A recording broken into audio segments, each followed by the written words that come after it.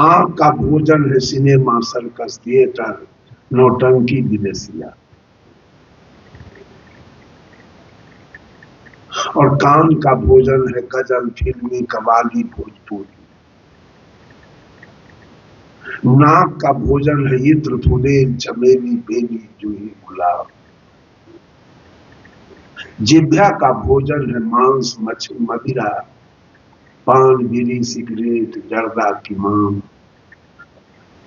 त्वचा का भोजन है वासना।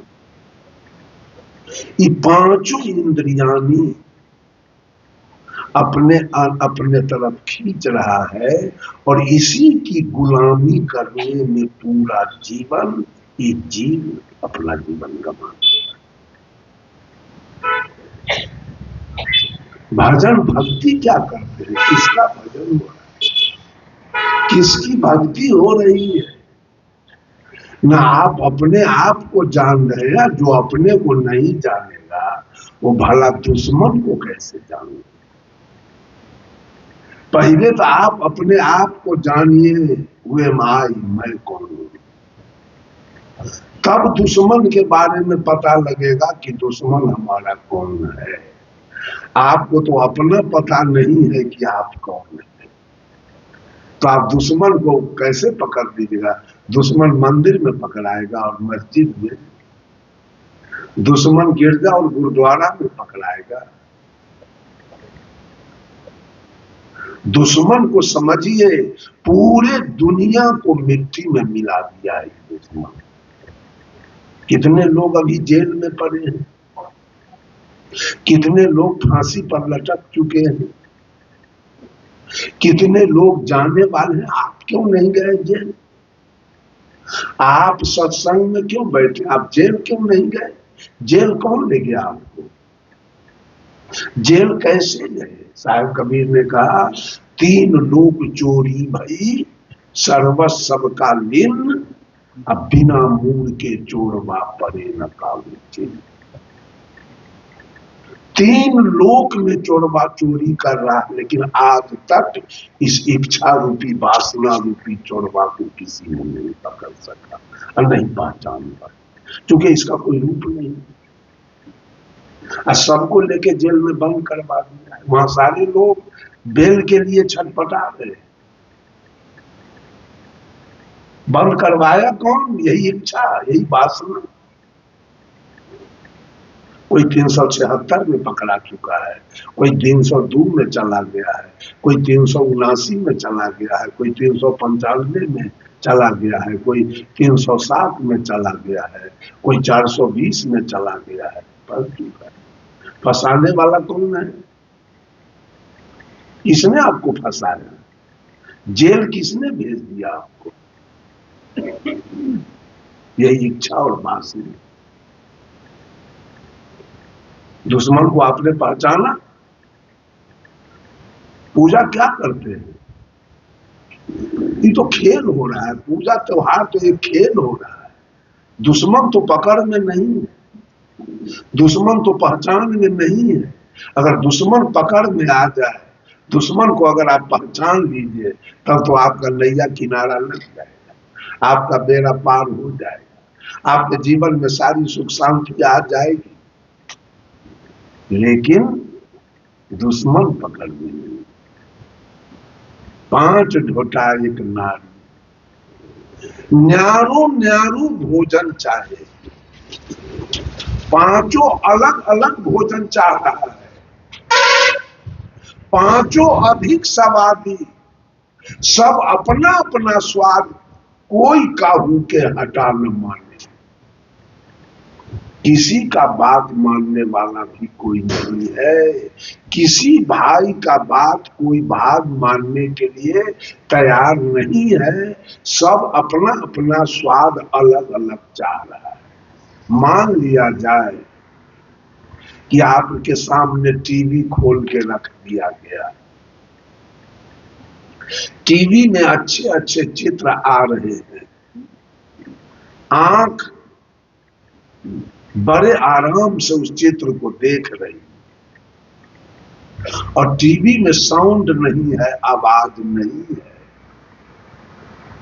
तो कान आपको वहां बैठने देगा? कान रहने देगा? कान का भोजन नहीं मिल रहा है, केवल टीवी में चित्र आ रहा है, आवाज नहीं आ रहा है। तो आंख का भोजन तो वहां आ रहा है, आंख देख रही है चित्र को, लेकिन कान का भोजन वहां नहीं आ रहा है, साउंड नहीं है, आवाज नहीं है। लोग कहेगा वो चलिए इसमें आवाज नहीं, वहां से हटा दिया आपको, ये कान आपको हटा दिया वहां से, और आवाज भी आ रहा है। तो नाक तो गंध चाह रहा है, वहां कोई गंध तो है नहीं, नाक का भोजन तो मिल नहीं रहा है, तो नाक आपको वहां क्यों टिकने दे? और नाक का भोजन भी अगर मिल गया, इत्र फूले चमेली मेली, तो जिभ्या का भोजन नहीं है वहां। तब जिभ्या कहेगा हमको होटल ले चलो, हमको जरा मांस खिलाओ, हमको जरा दारू पिलाओ, हमको बीड़ी खरीद के लाओ, सिगरेट खरीद के लाओ, गांजा पिएंगे, हम शिखर पराग खाएंगे, जर्दा की माम खाएंगे। और जब मुंह का स्वाद आपने पूरा कर दिया तो त्वचा नहीं मानेगा, ये कहेगा तब हमको अब वेश्या के यहां ले चलो। अब बताइए, आप दुश्मन के को पहचाने हैं आज तक? क्या आपकी भजन हो रही है? क्या आपकी भक्ति हो रही है? क्या आप पूजा करने में लगे हैं? किसका नाम जाप करने में लगे हैं? ये नाम जाप करने से क्या मिलेगा? ये पूजा करने से क्या मिलेगा? ये गीत गाने से क्या मिलेगा? उपवास रखने से क्या मिलेगा? अगर अपना कल्याण चाहते हैं, अगर अपने जीवन में सुख शांति चाहते हैं, अगर आप अपना उद्धार चाहते हैं, अगर आप अपना मोक्ष चाहते हैं, अगर आप अपना मुक्ति चाहते हैं, मैं कहता हूं मोक्ष की बात तो बाद की बात है। अगर इस मानव जीवन में अगर आप सुख और शांति चाहते हैं तो इन पांचों को पहचानना बहुत ही जरूरी है। कितने के परिवार को पांचों उजाड़ दिया है, कितना का परिवार 100-100 200 बीघा जमीन बेच के आज भीख मांग के खा रहा है। ये इच्छा उससे भीख मंगा रहा है, इच्छा के चक्कर में वो भीख मांग रहा है। हमारे बिहार में मधेपुरा जिला में एक आदमी कहा कि एक आदमी के पास 40 बीघा जमीन था और तीर्थ करने में, पूरे भारत का भ्रमण तीर्थ करने में खर्च में 40 बीघा जमीन बिक गया। आज उसका बेटा मजदूरी करके खा रहा। कहां गया 40 बीघा जमीन? किसके दर्शन करने में खत्म हो गया? कौन घुमाया? घुमाया किसने आपको? कैसे घूमे आप? हमारे बिहार में, आपके छत्तीसगढ़ में आपके जाति की जनसंख्या बहुत है, हमारे बिहार में थोड़ा कम है। साहब कबीर ने कहा, खसम बिनु तेली के बैल भयो रे, खसम बिनु तेली के बैल भयो, बैठत नाही साधु संगति में, नाधे जन्म गयो। हमारे बिहार में तेली लोग हैं जो पुराने जमाने में उन लोगों के यहाँ कोल्हू होता था, कोल्हू, और कोल्हू में वो तेल पेरते थे और तेल पेर के बेचते थे। उस कोल्हू में एक बैल चलता था, एक धूड़ में 500 कोस का चक्कर वो बैल काटता। बैल केंद्र में चल रहा था कि परिधि में? कहां चला? परिधि। सुख कहां है, केंद्र में कि परिधि में? तेल चू रहा है केंद्र में और बैल चक्कर काट रहा है परिधि के, एक धूल में 500 कोस। बैल को सुख मिला कि दुख? क्या मिला? दुख मिला। केंद्र में सुख है और परिधि में दुख होता है। परमात्मा की सत्ता है केंद्र में, और आप उसको ढूंढने के लिए काशी, प्रयाग, हरिद्वार, वृंदावन, गोकुला, मथुरा, बैद्यनाथ, जगन्नाथ, भूतनाथ, केदारनाथ, ये घुमाने वाला कौन है? कौन घुमा रहा है आपको? घुमाने वाले को पहचाना आज तक कि कौन आपसे चक्कर कटवा रहा है? सतुआ, चिवड़ा, पूरी, ठकुआ, खजूर लेके और जीवन भर ट्रेन, बस, रिक्शा, टमटम से चक्कर काटते रह गए। ये कौन घुमाया आपको? वो घुमाने वाले को कभी पहचाना? कितने के परिवार को दारू पीने में पूरा संपत्ति खत्म हो, कितने के परिवार का वेश्यागामी करने में पूरा संपत्ति खत्म हो गया, कितना का सिनेमा सर्कस देखने में पूरा संपत्ति बिक चुका है। भीख मंगवाएगा ये दुश्मन, जो दुश्मन आपके साथ बैठा है। वो बाहर नहीं, आपके साथ बैठा है दुश्मन, जो आपका सर्वस्व नाश कर। मीर साहब कहे, बढ़वत बढ़ी, घटावत छोटी, और परखट खरी, परखावत खोटी। इस मन को, इच्छा को जितना बढ़ाना है आप बढ़ाइए। बढ़ते बढ़ते एक दिन ये इच्छा आपका मालिक बन जाएगा, और मालिक बनेगा तो आपसे जमीन बेचवाएगा, पत्नी का जेवर बेचवाएगा, पत्नी का Gajji silk, south silk, Banarasi sari बेचवाएगा, गाय भैंस बेचवा करके, और आपको सब कुछ खत्म कर देगा। यही मन। और घटावत छोटी, और मन को अगर आप घटाते हैं तो छोटा बनेगा, नौकर बन के आपके यहाँ रहेगा। संत लोगों के यहाँ मन कैसा है? नौकर बन के। और अज्ञानी लोगों के यहाँ यही मन कैसा है? मालिक बन के बैठा हुआ। वही मालिक आपसे सारा कुकर्म कराता है, और वही मालिक आपको मंदिर भी ले जाता है पाप कटाने के लिए। वही मालिक जो बैठा है, जो दुश्मन, जिसको आप मालिक समझते हैं, वो दुश्मन है आपका। आप गलतफहमी में उसको मालिक मानते हैं। वही चारों दिशा का चक्कर और दौड़ा रहा है आपको। बिना उसको पहचाने आपके जीवन में सुख और शांति नहीं जा सकती। उसको जरा पहचानिए। संतो घर में झगड़ा भारी, रात दिवस मिली उठी उठी लागे, 5 ढोटा एक नारी, न्यारू न्यारू भोजन चाहिए।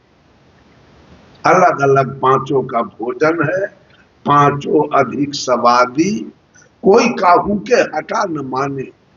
5 में कोई किसी का बात मानने वाला नहीं है, किसी का बात नहीं माने। क्यों? 5 अधिक स्वादी। 5 अपना अपना मुराद चाहता है, अपना अपना स्वाद चाहता है। दुर्मति के दुहागिन मेटे। ये 5 आपके जीवन को क्या बनाया है? दुर्मति ग्रसित कर दिया, दुर्मति भर दिया। मति एक सीधा साधा शब्द है, उसमें उपसर्ग लग गया, दुर्मति, दूर उपसर्ग लग गया। जब दुर्मति आएगी तो दुर्मति के दबाव में जितने भी कर्म होंगे उसमें भी कुपसर्ग लगेगा, और सारे कर्म कुकर्म हो जाएंगे। और कुकर्म जब हो जाएंगे तो आपको नरक और दोजख में जाने से कोई रोक नहीं सकता। आप अपने आप को समझिए, दुर्मति के दुहागिन बेटे, इसको मिटा दीजिए। दुर्मति फैलाने वाले जो 5 आपके जीवन में आ गया है। दुर्मति केर दुहागिन बेटे, ढोढई चांप चपेरे। कबीर साहब कहते हैं इसको चांप करके जो मारते पांचों को, ढोढई चांप चपेरे। कहें कबीर सोई जन मेरा, जो घर की रार निभे। जो घर के झगड़ा का निवेरा कर ले, वो जन मेरा, वही जन मेरा है, वही व्यक्ति मेरा है,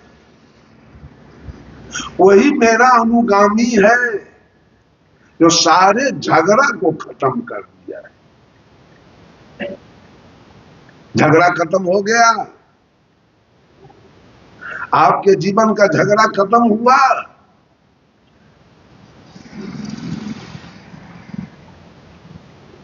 गौर कीजिए, ये दुश्मन क्या क्या खिलाया आपको। 10 बरस, 15 बरस, 20 बरस के गाय भैंस का हड्डी आपके खेत में पड़ा हुआ है, उस हड्डी में उसका दांत लगा हुआ है। आज उसको देखिए तो बिजली की तरह दांत चमक रहा है, 10 बरस के मरने के बाद खेत में। लेकिन आपका दांत कैसा हो गया, जवानी में इच्छा आपका सारा दांत गिराती है। पान खिला के, जर्दा खिला के, सुर्खी खिला के, चाय पिला के आपके दांत को शिखर पड़ा खिला के खत्म कर काला बना। आप पहचाने उसको तो आपसे अच्छा तुम गाय भैंसी हो, आपसे अच्छा तुम बकरी है। आप जब अपने दुश्मन को नहीं पहचान पाए, अपने मुंह के सुर्खी को आपने बिगाड़ दिया गलत गलत चीज खा खा करके। सबसे पहले इसको पहचाना जाए, महिला हो या पुरुष हो, अपने दुश्मन को समझिए, अपने शत्रु को समझिए कि वो शत्रु आपके साथ बैठा हुआ है, सारा कुकर्म आपसे करवा रहा है और सारा नतीजा आपका कर रहा है।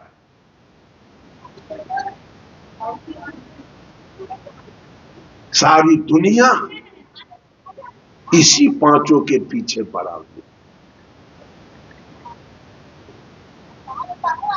और पांचों के पीछे पड़कर अपना भलाई चाहता है, अपना कल्याण चाह रहा है।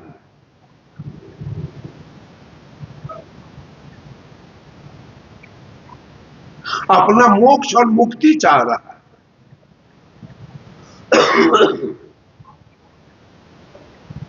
मोक्ष का क्या अर्थ है? मोह का क्षय हो जाना, मोक्ष।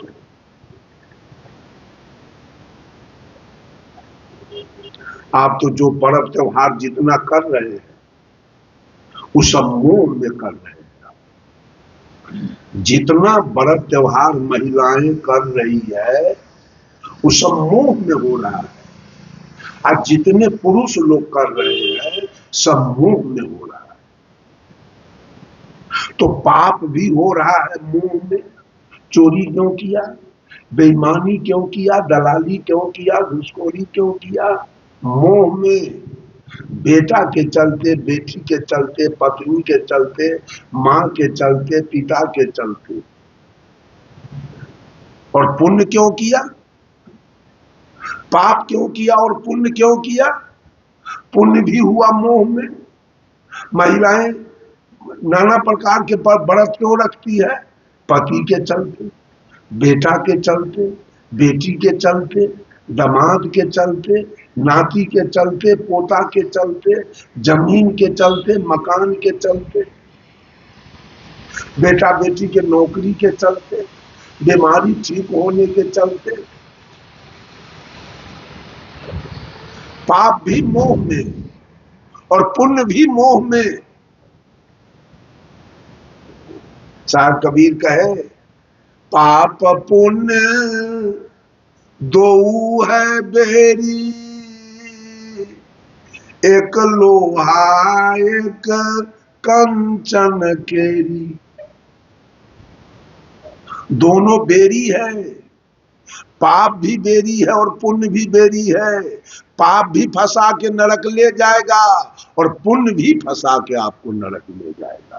फर्क है कि पाप लोहा के बेरी है और पुण्य सोना के बेरी।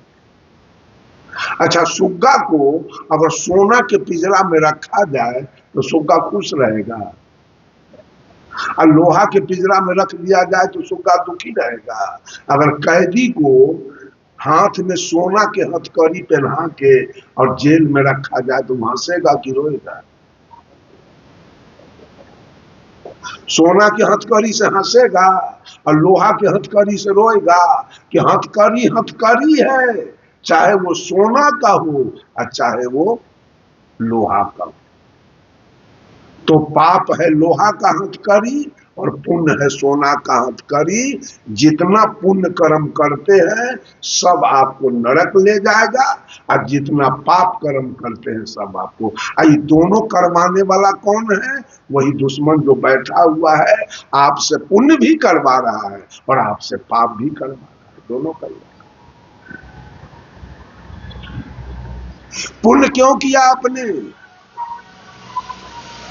जिस दिन आप इस दुनिया में आए थे, मर्द हो या औरत, लड़का हो या लड़की, जिस दिन इस दुनिया में आप आए थे माँ के गर्भ से, अगर कोई औरत है लड़की तो पति लेके आई थी, बेटा बेटी लेके आई थी, जमीन मकान लेके आई थी, नौकरी चाकरी लेके आई थी, गाय भैंस लेके आई थी। तो उसके लिए आप पुण्य का कर्म कैसे करते हैं? अच्छा, फिर लेके आप जाएंगे उसको, यहां से जाएंगे?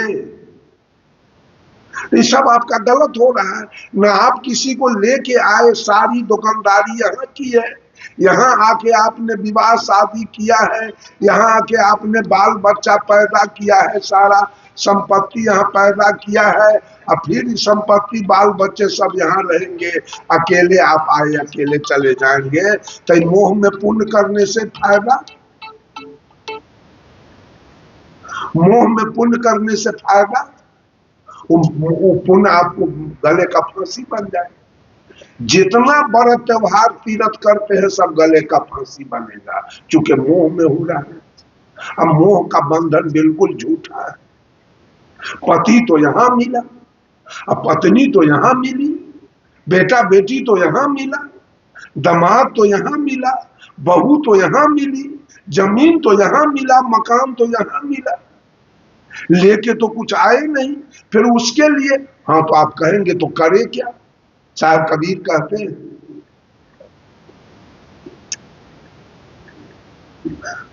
अरे पांच तत्व गुण तीन तहा नहीं, नहीं वहां सृष्टि पसारा। धर्म या धर्म तहा कछु नहीं,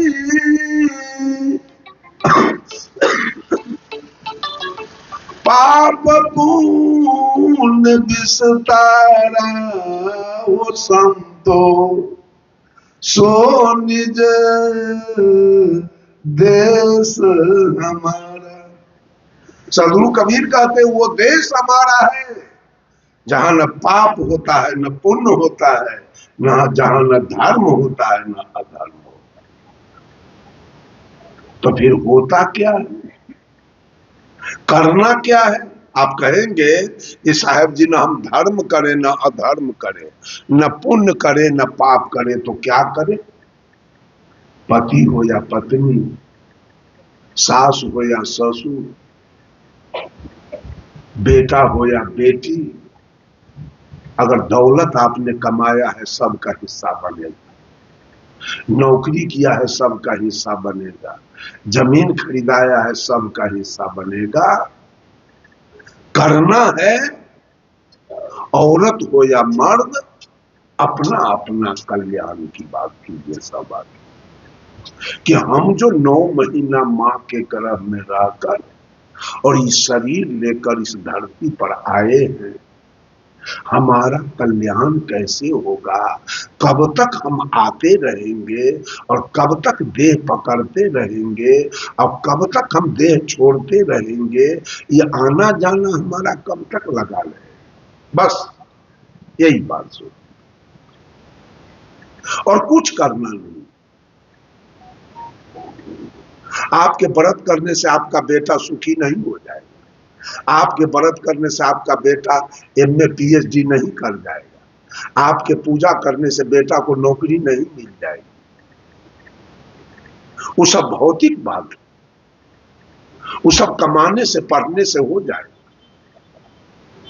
श्रम करने से धन मिल जाएगा, पढ़ने से धन मिल जाएगा, बिजनेस करने से धन मिल जाएगा, क्रिकेट खेलने से धन मिल जाएगा, नौकरी करने से धन मिल जाएगा। पूजा करने से नहीं मिलेगा किसी कीमत पर। अपना अपना कल्याण की बात हर आदमी सोचिए कि हम जो इस धरती पर आए हैं, मेरा कल्याण कैसे होगा? कब तक हम मां के गर्भ में रहेंगे? साहब कबीर ने कहा, तर के घाम ऊपर के भूभरी, छाह कतहु नहीं पायहूं।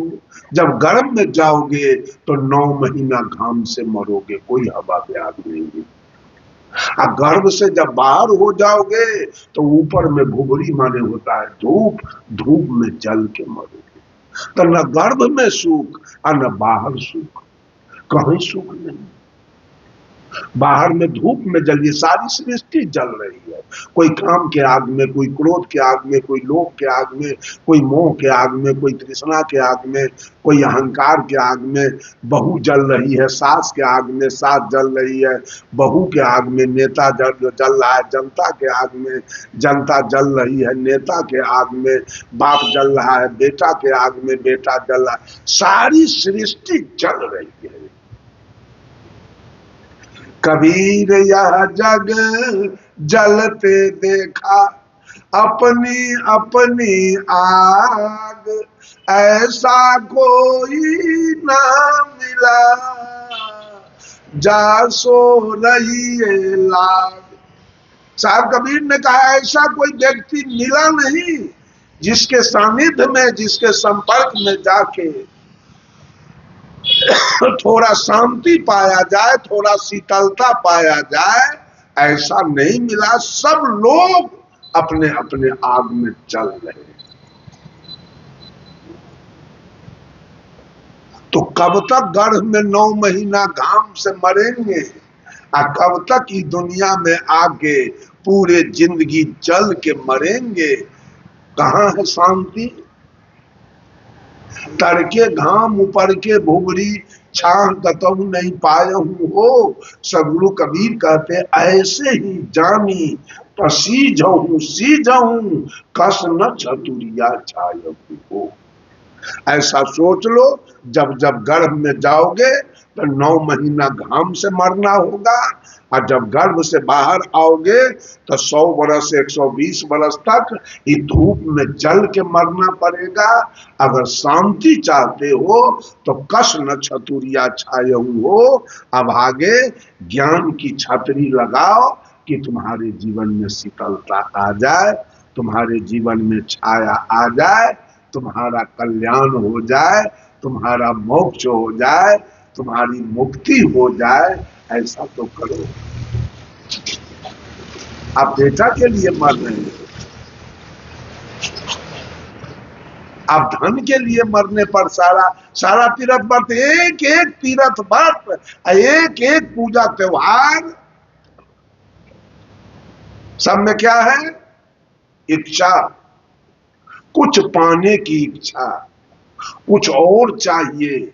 निर्धन कुछ धन चाहे, धनिक चाहे विशेष, विशेष हूं विशेष चाहे, होवन चाहे नरेश, नरेश चाहे इंद्र पद, इंद्र चाहे रणजीत, असुर चाहे सुरपति बनन को। ये तृष्णा की रीत, इसी तृष्णा की रीत में पूरे सृष्टि के लोग जल के मर गए। कल्याण करना, मोक्ष करना, मुक्ति कहां है? सुख शांति कहां है? जब तक अपने को नहीं पहचानेंगे, who are you and who am I, मैं कौन हूं, ये दुनिया क्या है और दुनिया से मेरा संबंध क्या है, दुनिया से मेरा लगाव क्या है, इन बातों को जब तक आप नहीं जानेंगे, नहीं पहचानेंगे। ठीक है, मैं नहीं कहता हूं कि पति को छोड़ दीजिए, अब मैं नहीं कहता हूं पत्नी को छोड़ दीजिए, लेकिन संबंध जो आपका इतना जकड़ा हुआ है मोह में, उसको जरा समझिए और मोह को, डोरी को थोड़ा ढीला कीजिए,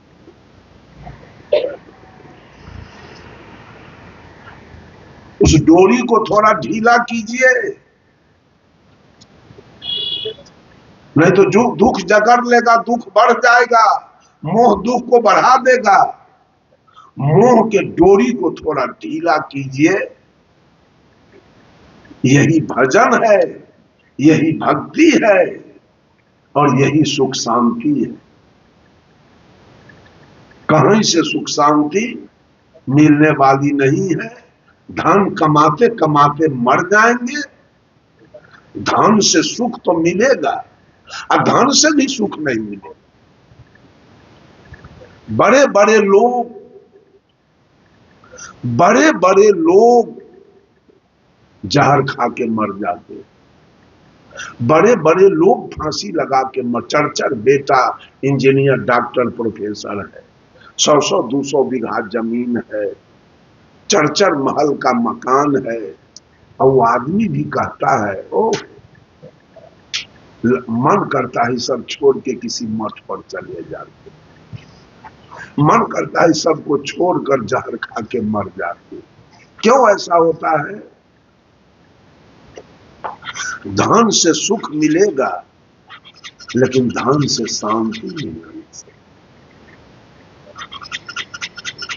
शांति के लिए तो सत्संग चाहिए, शांति के लिए तो सद्गुरु चाहिए, शांति के लिए तो सुंदर वातावरण चाहिए। वहां से आपके जीवन में शांति आएगी। धन से सुख मिलेगा और सत्संग से आपके जीवन में शांति मिलेगी। आप अपने को पहचानिए, आप अपने दुश्मन को पहचानिए, तब आपका निवेरा होने वाला है।